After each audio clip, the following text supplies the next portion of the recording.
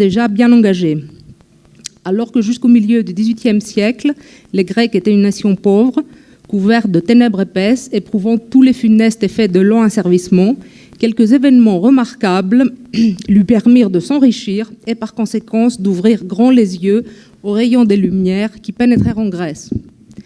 En portant son diagnostic sur l'état de la Grèce, Koraï commence donc par confirmer préalablement une règle dont la valeur est déclarée universelle, que l'agrandissement de la sphère de l'intelligence dépend de la satisfaction des moyens de subsistance, voire de la production de richesses. Telle a été, dit-il, dans tous les temps et tous les lieux, la marche de l'esprit humain, telle je l'ai observée chez les Grecs. Et c'est sans doute pourquoi, en lisant le mémoire, on apprend de manière détaillée comment de nombreux commerçants grecs se sont enrichis, accédant même pour certains au titre de millionnaires. L'effet de ces richesses sur la régénération de la nation a été salutaire, et ce, même si, en passant, Koraï se permet d'esquisser en filigrane son autoportrait qui fut précisément celui d'un déserteur du commerce. Donc, premier extrait. J'avouerai que j'aime le mot, j'avouerai que j'aime la chose, aurait pu écrire Koraï au sujet de la civilisation, en s'inspirant librement de la belle Athénion, auteur du poème galant Le mot et la chose.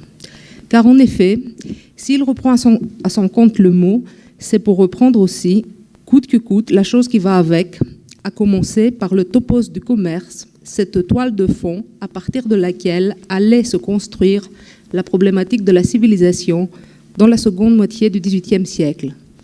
De ce point de vue, insister sur les exploits des commerçants grecs ne relève pas tant de la volonté d'analyser un fait d'ordre économique, à l'instar d'un Félix de Beaujour, mais plutôt du désir de témoigner de l'adhésion effective des Grecs à la cause de l'Europe civilisée.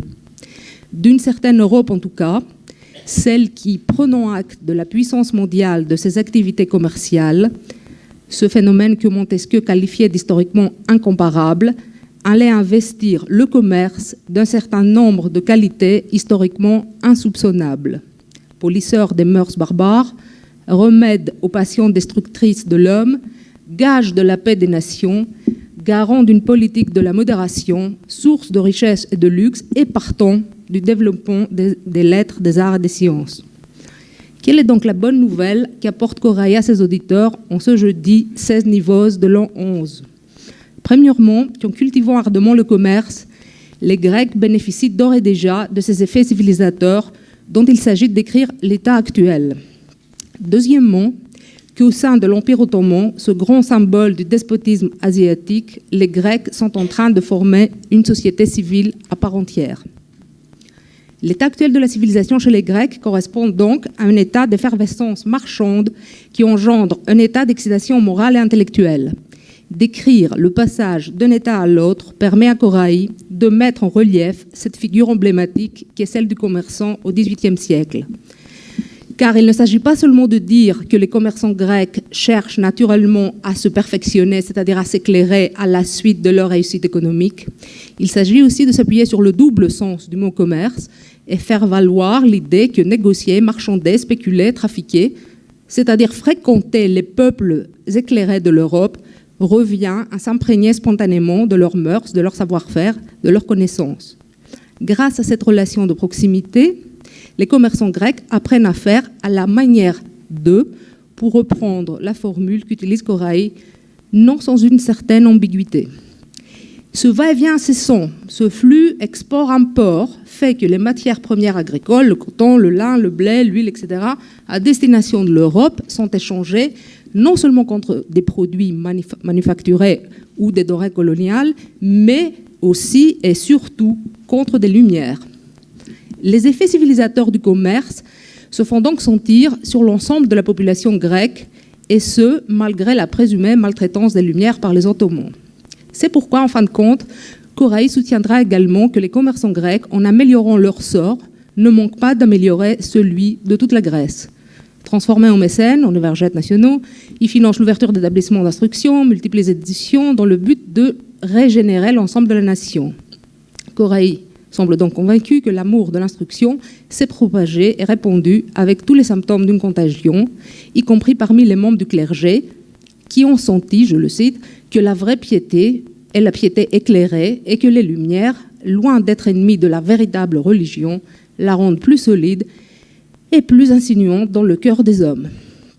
Force est toutefois de constater que ces descriptions de l'état de la civilisation en Grèce font contraste avec les remarques publiées à la même époque par l'auteur anonyme de la nomarchie grecque. Le clergé, ses membres sont corrompus, voraces, ignorants, superstitieux et qui plus est, des apologistes de la tyrannie. Il est clair que dans la perspective de l'anonyme, la raison est bien loin d'avoir franchi la porte du sanctuaire orthodoxe pour balayer les préjugés et les vices de ses membres. Les commerçants, oh, quel sentiment d'hilarité ou plutôt de tristesse ne provoquent-ils pas lorsqu'ils se retrouvent entre eux pour discuter du commerce? L'un implore l'arrivée d'une famine, un autre attend avec impatience et gaieté le déclenchement d'une guerre, le troisième le naufrage de navires, et quelqu'un d'autre encore s'attend à une autre espèce de calamité. Ils s'exposent davantage à la risée lorsqu'ils discutent des affaires politiques et avant que les témoignages des journaux. Nombre d'entre eux prennent les noms des fleuves pour des noms de villes, alors que d'autres croient dur comme fer tout ce qui est écrit dans la presse. Cet extrait est intéressant au moins pour deux raisons. D'abord parce que l'on se retrouve d'emblée bien loin de cet âge d'or de l'espace public que décrivait Habermas en se penchant sur le XVIIIe siècle.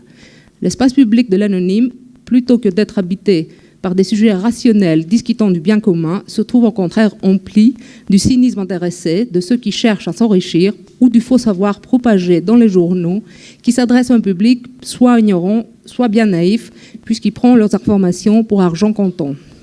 Ensuite, ce texte est intéressant parce qu'il remet en cause un élément constitutif du topos du commerce, à savoir l'idée que le commerce, contrairement à la guerre, instaure entre les nations une communication dont la fonction est pacificatrice. Rien de plus normal, me direz-vous, puisqu'il s'agit d'un texte aux accents rousseauistes qui dénonce l'accumulation des richesses, l'esprit de commerce et en passant la traite des Noirs mise en place par la rage inassouvie des fiers britanniques et de leurs partenaires. Certes, la question devient nettement plus compliquée lorsqu'on se la pose par rapport à Koraï. Embrasse-t-il pour sa part la cause du doux commerce? Rien n'est moins sûr, car il y a plusieurs choses qui le dérangent profondément dans cette affaire. Première chose, le fait que l'argumentation développée autour de l'opposition commerce versus guerre, telle qu'on la trouve par exemple chez Montesquieu ou chez Hume, renvoie immanquablement au couple désormais antithétique modernité versus antiquité. Donc valoriser le commerce pacificateur des modernes ne va pas sans critiquer l'esprit guerrier dominant globalement le monde gréco-romain. Valoriser l'expansion du commerce européen ne va pas sans souligner à contrario les déficiences des activités commerciales des anciens. Cela implique donc de chercher les causes politiques qui sont à l'origine des carences du commerce athénien ou de fustiger son absence totale à Sparte ou encore de s'inquiéter en constatant que Carthage, cette cité qui fait figure d'exception dans le triste paysage du commerce antique, succomba, malgré sa puissance économique, à cette machine de guerre que fut Rome. Deuxième chose qui dérange Koraï dans cette discussion, le remodelage, voire le balayage au nom de la modernité marchande de toute une gamme de vertus transmises depuis l'Antiquité. Et last but not least, Koraï sait lui aussi que le commerce, je veux dire comme l'auteur anonyme, Koraï sait lui aussi que le commerce n'est pas si doux qu'il en a l'air et qu'une guerre de commerce ou un commerce de guerre sont, sinon naturels, du moins bel et bien existants. C'est pourquoi, dans la préface de sa traduction du traité hippocratique des airs, des eaux et des lieux, publié en 1800, il n'hésitait pas à dénoncer l'absence de clairvoyance ou l'hypocrisie qui caractérise tous ceux qui ferment les yeux sur les atrocités commises par les modernes au nom du doux commerce. Or, ces réflexions morale adressée aux lecteurs des éditions d'auteurs anciens auxquels Koraï a consacré toute sa vie brille par leur absence dans le mémoire. Sans doute parce qu'il s'agit d'une œuvre de circonstances, ou, si l'on préfère, parce que les circonstances extraordinaires, je reprends la formule utilisée par Koraï, donc les circonstances extraordinaires, c'est-à-dire les circonstances qui ont amené les Grecs à se civiliser, nous placent d'emblée dans une ambiance particulièrement guerrière. Quelles sont donc ces circonstances? Il s'agit d'abord pour Koraï de revisiter la seconde moitié du XVIIIe siècle et de faire de la 6e guerre russo-turque l'élément déclencheur du processus de la civilisation chez les Grecs. La victoire d'un despotisme éclairé sur un despotisme obscurantiste n'a pas seulement fini par dissiper tout le prestige qui entourait la puissance ottomane, mais a surtout ouvert des nouveaux canaux au commerce du Levant en mettant sous le nez de la porte la marine marchande de l'Empire entre des mains grecques, d'où cet essor sans précédent que je viens de décrire. Il s'agit dans un deuxième temps de décrire les circonstances dans lesquelles Koraï entreprend la rédaction du mémoire lui-même, alors que les guerres de la Révolution viront vers l'expansionnisme impérial vont être de fait inextricablement liées à des guerres du commerce et des commerces de guerre. On en est plus précisément au moment où la campagne d'Égypte, faisant suite à la campagne d'Italie, donnait aux Grecs l'espoir de revoir les troupes françaises débarquées dans leur région. Koraï rappelle alors à son public que pendant la Révolution française, les commerçants et les capitaines grecs n'ont pas cessé d'aider les Français éprouvés par l'effondrement de leur commerce. Et si en débitant leur cargaison, les Grecs ont fait des profits considérables, il n'en reste pas moins que le profit le plus essentiel a été le plus ou moins d'instructions qu'ils ont acquises, ainsi que la prise de conscience que la grandeur de la nation française n'était que l'effet des Lumières. Bref, dans ces circonstances extraordinaires, faire du commerce en temps de guerre, c'est comme on dit de bonne guerre, à condition d'avoir comme ultime finalité la dépendance de la nation grâce aux Lumières et à la civilisation. En ce jeudi 16 niveaux de l'an 11, Koraï apporte donc à son public une deuxième bonne nouvelle, que dans cette vaste mosaïque de peuples composant l'Empire ottoman, il y a un peuple, les Grecs, et sans doute que les Grecs, qui constituent d'ores et déjà une société civile à part entière. Il s'agit donc pour Koraï de décrire cette société civile dont la formation est certes très récente, mais historiquement exceptionnelle et par conséquent promise à un avenir radieux. Alors quelques points. Premier point, rappelons d'abord que dans les histoires de la société civile, ce nouveau genre de récit qui émerge dans la seconde moitié du XVIIIe siècle, ces histoires donc-là se donnent comme objet de décrire, Bertrand Binoche l'a bien montré dans plusieurs de ses travaux, se donne donc comme objet de décrire le cheminement graduel qui est censé parcourir toute société une fois sortie de sa barbarie originelle jusqu'à l'état policé qui se caractérise par l'essor du commerce, les richesses, le luxe et donc l'éclosion des arts et des lettres. Il s'agit par conséquent de trier les faits de l'histoire, puis de les agencer en fonction d'un itinéraire insignable in abstracto, je reprends la définition, l'itinéraire de la civilisation. Koraï entend donc lire le cas grec en l'inscrivant dans la perspective du schème de la civilisation, et c'est sans doute pourquoi il tient aussi à signifier clairement ce que son mémoire n'est pas. Et le mémoire n'est pas une histoire de l'homme en général ou une contemplation sur son état sauvage. Pardon, j'aurais dû... donc, c'est pour avoir une idée de ce cheminement graduel que toute société est censée parcourir en s'élevant de la barbarie à la civilisation.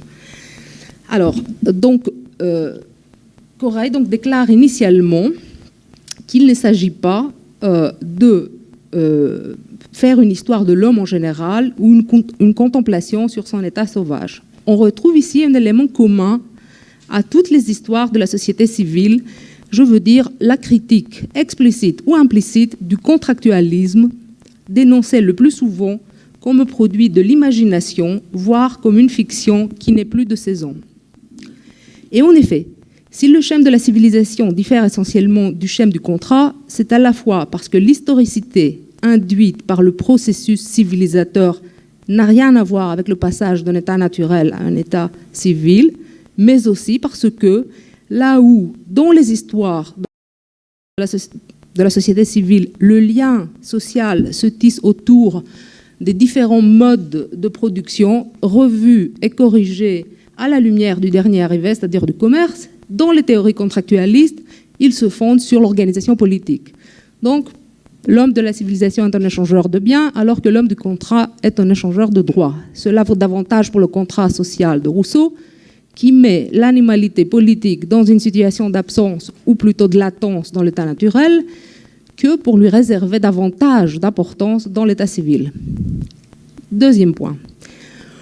Au XIXe siècle, celui de Guizot par exemple, l'idée de civilisation allait fusionner avec le processus d'un progrès homogène, irréversible et universel. Bon, la définition, là, il y en a plein, hein, il y en a plusieurs. Au XVIIIe siècle, au contraire, le processus civilisateur s'applique sur une multitude d'expériences historiques, pour autant qu'ils permettent d'observer dans l'espace et dans le temps où on sont et où on furent dans leur cheminement vers l'état policé, les peuples de l'Antiquité ou les peuples de la modernité, y compris les peuples sauvages. Donc le processus civilisateur devient une sorte de marqueur qui permet de repérer le degré de civilisation atteint à chaque fois, mais aussi de comparer une expérience historique à une autre grâce à des transpositions spatiales et temporelles. Et c'est ainsi que l'on pourra, par exemple, rapprocher la grossièreté des anciens habitants de la Germanie à celle des Grecs anciens dans les temps héroïques. Et c'est encore ainsi que l'on pourra rapprocher, comme le fait Koraï, la léthargie dans laquelle s'est plongée la Grèce durant les 4 siècles de domination ottomane à la léthargie dans laquelle s'est plongée l'Europe au Moyen-Âge. Il s'agit d'une phrase qui a servi, et sert toujours de lieu commun en Grèce. Raison de plus pour l'avoir de près. Donc notons d'abord qu'il y aurait ici un avant et un après le déclenchement du processus civilisateur, signifié respectivement par un vocabulaire, le vocabulaire de la civilisation, qui oppose la léthargie, l'immobilité, la torpeur ou la stagnation au mouvement, à la marche, à la vitalité, à la fermentation, au perfectionnement ou au progrès au pluriel. Ce qui nous importe également de retenir ici, c'est que cette opposition s'applique aussi dans la synchronie. Alors que l'immobilité proverbiale de l'Empire ottoman se fait toujours sentir en plein milieu du XVIIIe siècle, les Grecs, eux, sont en train de mettre en marche la civilisation, commerce, richesse, etc. Et en même temps, ils sont en train de faire l'expérience d'une régénération, d'une palagénésie. Bref, ils sont en train de vivre leur renaissance manquée. Et c'est peut-être pour cette raison que Koraï n'a pas vraiment envie d'admettre qu'Adam Smith n'est pas Machiavel, pas plus qu'il n'est Montaigne. Ceci m'amène à un troisième et dernier point. Le mémoire s'ouvre par une énumération des causes qui favorisent ou détruisent la civilisation des hommes. En premier lieu, la distance, petite ou grande, qui sépare un peuple des nations déjà civilisées. En deuxième lieu, l'influence exercée par le climat. Et enfin, il s'agit de savoir si un peuple marche pour la première fois vers la civilisation ou s'il en retrouve le chemin après qu'il en a été pendant longtemps égaré. Donc, ce que Montesquieu appelait les causes particulières ou la nature des choses se trouve ici réinterprété et adapté par Koraï aux besoins de sa problématique sur la civilisation. Et il est loin d'être le seul à lire à sa guise l'esprit des lois. On l'aura donc compris, les Grecs appartenant sans l'ombre d'un doute à la catégorie des peuples qui retrouvent leur chemin vers la civilisation, la Grèce ancienne sera introduite dans le mémoire d'une part comme une sorte d'accélérateur des progrès que les Grecs modernes sont déjà en train d'effectuer en matière de civilisation, et d'autre part comme une instance de différenciation qui permet de distinguer le cas du peuple grec de tous les autres cas et de reconnaître la Grèce dans sa singularité. Or, en procédant de la sorte, Koraï va injecter dans l'historicité induite par le processus civilisateur la temporalité des exemples anciens ou celles des parallèles, grec ancien, grec moderne. En d'autres termes, il va faire appel à l'histoire paradigmatique, l'historia magistra vitae cicéronienne, c'est-à-dire à un mode d'articulation du couple passé-présent qui était aussi celui du contractualisme rousseauiste ou pire encore, de ces avatars terroristes qui inspiraient tant d'horreur à Koraï en 1793. Il le fait quitte à arriver à une synthèse originale où l'opulence, le luxe, les richesses acquises grâce au commerce coexistent souvent harmonieusement avec la frugalité, le civisme et toutes sortes de vertus antiques. Bien sûr, on y trouve tout d'abord le parallèle établi entre les anciens Spartiates et les Souliotes qui sont gouvernés démocratiquement et qui savent préserver la liberté grâce au mépris de la mort. Et peu importe ici si ce que représente le degré zéro de la civilisation, à savoir les temps héroïques de jadis auxquels font possède les Souliotes, Koraï le dit explicitement, est réinvesti positivement dans le présent. On y trouve aussi le cas des Hydriotes, qui supportent avec beaucoup de facilité les extrêmes, dans la mesure où ils associent la frugalité que leur impose la vie sur les vaisseaux avec le luxe et les commodités qu'ils introduisent volontairement dès qu'ils mettent les pieds sur terre. Dernier cas, plus intéressant peut-être de tous, le parallèle entre les anciens habitants de l'île de Chios et ces habitants modernes qui, en réunissant la sagesse aux richesses, sont appelés à prouver que le déclenchement de la civilisation en Grèce moderne, comme dans la Grèce ancienne, est à situer en Ionie. Alors pourquoi je raconte tout cela? Pour noter que Koraï ne met pas ici en avant un argument de compensation, tel qu'on les trouve notamment chez les auteurs écossais ou allemands de la seconde moitié du XVIIIe siècle que Bertrand analysait dans les trois sources des philosophies de l'histoire. Un argument de compensation consisterait à dire, certes, les richesses et le luxe menacent de perdre les vertus de jadis, mais c'est pour y trouver en contrepartie bonheur des particuliers, douceur des mœurs, civilité, raffinement, autant d'éléments qui contribuent à la création d'une nouvelle forme de félicité publique et de puissance étatique. Donc, c'était la solution des auteurs écossais, comme tu l'analyses, lorsqu'il s'agissait de réfléchir sur la soumission de l'Écosse à Londres, celle des Highlanders, qui sont tout à fait l'équivalent de noms Souliotes, de noms Magnates, etc., en matière de vertu et de vertu guerrière notamment. Donc, si Koraï ne procédait pas de la sorte, c'est sans doute qu'il était convaincu qu'en matière de civilisation, tout comme en matière linguistique, il existe une messiodos, une voie médiane, celle du parfait négociant, celui qui a pour livre de chevet les vies de Plutarque, de préférence dans l'édition de Koraï, précédée des extraits de Montaigne et de Rousseau. Mais c'est aussi sans doute pourquoi Koraï, après la rédaction du mémoire, retournera à ses occupations d'avant, c'est-à-dire à sa bibliothèque grecque, là où il s'agissait de maintenir un dialogue vivant entre les auteurs anciens et les auteurs modernes, ou de proposer des leçons et des réflexions souvent peu amènes à l'égard de la modernité marchande. Alors, on peut tirer plusieurs fils à partir de cette, parce que j'ai juste voulu faire un commentaire de texte. Si vous me donnez 2 minutes, je vais conclure et le reste de mes conclusions, je vous les aurai dans la version écrite pour resituer un peu, juste une conclusion plus générale. Est-ce que on est où du point de vue du temps? 2 minutes. 2 minutes. Alors, dans les années 1790 et le début des années 1800, 3 projets grecs envisagent dans un futur plus ou moins proche la libération de la domination ottomane. Donc il y a 3 projets qui sont élaborés. Le premier, celui de Rigas, on en a parlé ce matin, se fonde sur l'opposition opprimée, donc l'ensemble des populations chrétiennes, musulmanes, juives, etc. de l'Empire, oppresseur, la sublime porte. Et dans sa nouvelle administration politique, Rigas prévoit la création d'une république placée sous l'égide du peuple grec, organisée à l'instar de la Constitution française de 1793 et reposant sur la fraternité des peuples balkaniques, la liberté des cultes et le respect des langues, sans que l'on sache néanmoins si cette nouvelle organisation de la vie politique correspondrait à un État plurinational, à l'invention d'un empire démocratique, un empire sans empereur, ou à une fédération, mais le mot est absent du vocabulaire de Rigas, je pense pour cause. Le deuxième projet, celui de Koraï, donc on l'a vu, repose sur l'opposition civilisation-barbarie et préconise la création d'un État national grec une fois remplies les conditions requises, donc les Lumières, la révolution morale. Contrairement aux 2 premiers projets qui appellent de leur vœu une intervention européenne. Le 3e, celui d'un anonyme désillusionné en 1807, se construit sur le Nini. Le Nini de ni Dieu ni maître. Constatant l'affaiblissement de l'Empire, ainsi que la primauté démographique des populations balkaniques, des populations chrétiennes dans les Balkans, l'anonyme soutient qu'en cas de despote étranger, ne souhaiterait éliminer le despote ottoman que pour rendre la liberté aux Grecs.